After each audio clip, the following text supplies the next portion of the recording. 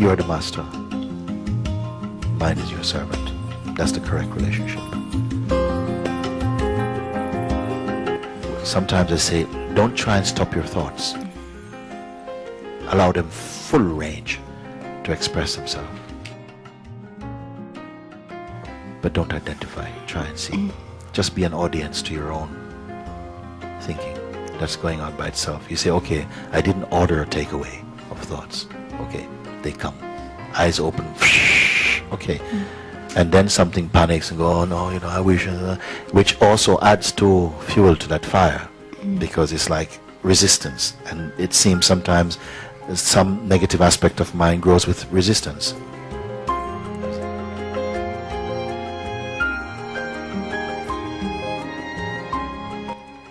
So you watch this, be aware of this. Don't say, okay, I want to stop it, although it's natural to have this desire for a minute.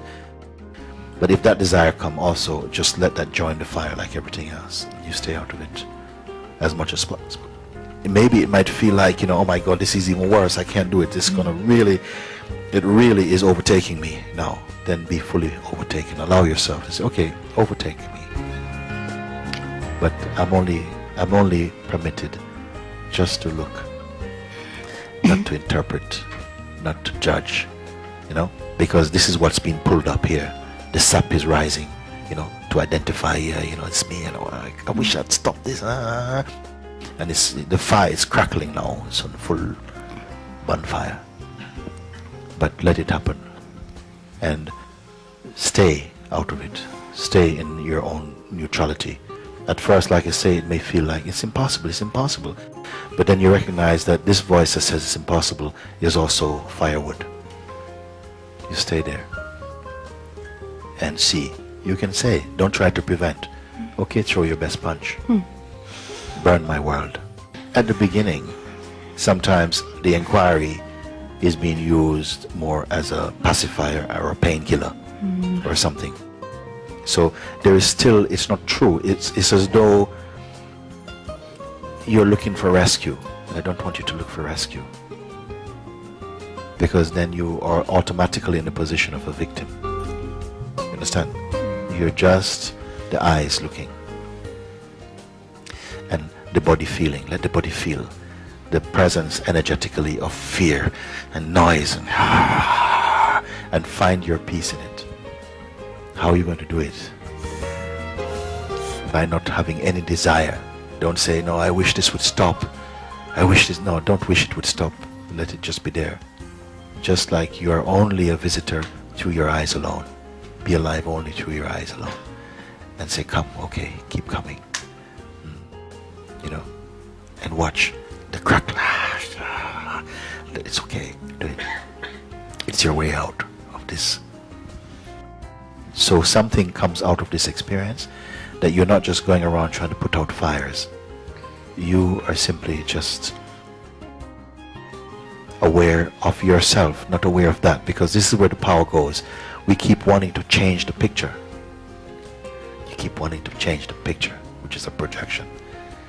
So don't try and change the picture or the one who is looking. Don't try and change anything. Just be present without identifying. And let the feeling take over. Be at this place at least to say, okay, what am I trying to salvage here? What am I so afraid to lose? And maybe what the threat is, because the mind must have something to blackmail you with. And identify what this is. And often it is the fear of the loss of consciousness, the loss of existence, that maybe this will remove my existence. Then you can become a trader. Yeah. And so what happened is that sometimes it comes in you. It did here when it said, okay, even if it meant the removal of this life, the finishing, I was ready for it. So, okay, go. Because I found something. I say, okay, see if you can remove this then. Rather than to live for the rest of my life, cowering under the threats of the mind or something. So something came there, and it's tremendous. It belongs with us. I feel it is part of the auspiciousness of being a human being, that you can come to this recognition. Then, okay, what am I striving so hard to preserve? Then I open it up to the infinite. Go, do it. This is what Ramanand did, no? When he was a boy, he was visiting, I think, his uncle's house, 17 years old or 16 years old. And while he was there, alone in the room, he had a panic attack. And he felt in that moment, I'm going to die. He was so sure about it. Like, I'm going to die. He was like this.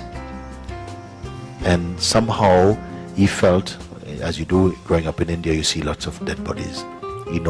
He said, okay, I'm going to help the death. So he stretched himself out like a corpse, like this. And he actually felt like death was arriving, this kind of tightness. But something inside was not a part of this experience. This is what he came to see in that moment. He said, if I'm going to die, I don't want to miss it. I have to watch what happens until the lights go out. And the lights did not go out. He found instead that there is a power there, that he could feel the full presence of his being that was not under threat. It was not going out. Something, the body was behaving, maybe the body was going blue or something like this, but something else is here that wasn't caught in this process. And it took this experience somehow maybe to shock forever the fear out of himself. And that was his moment of awakening. And some 50 years later, his body did die, actually, physically. And many wonder, where is he now? What is his state? Because he conquered death then, in fact. Because he welcomed, he says, okay, if this is my threat, then, okay, I want to see what happened. If this body is going to go through a spontaneous combustion, only your socks left, okay, then I want to see up to the last moment how it happened. I want to see what happened. You can have this attitude, okay, this fear, okay, wake up in the morning and the show starts. And it's find yourself in this. Say, okay, go on, okay, it's like this.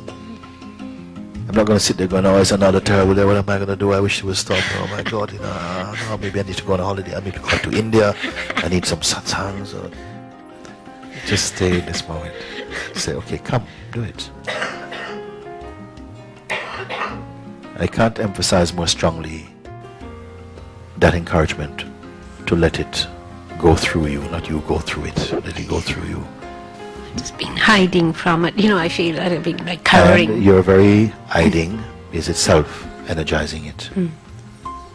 Because because you're looking for mercy for yourself, like, please, sometimes we're praying to the mind, please be good today.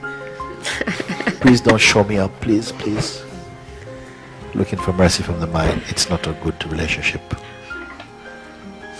It's not a good relationship because you are the master. Mind is your servant. That's the correct relationship.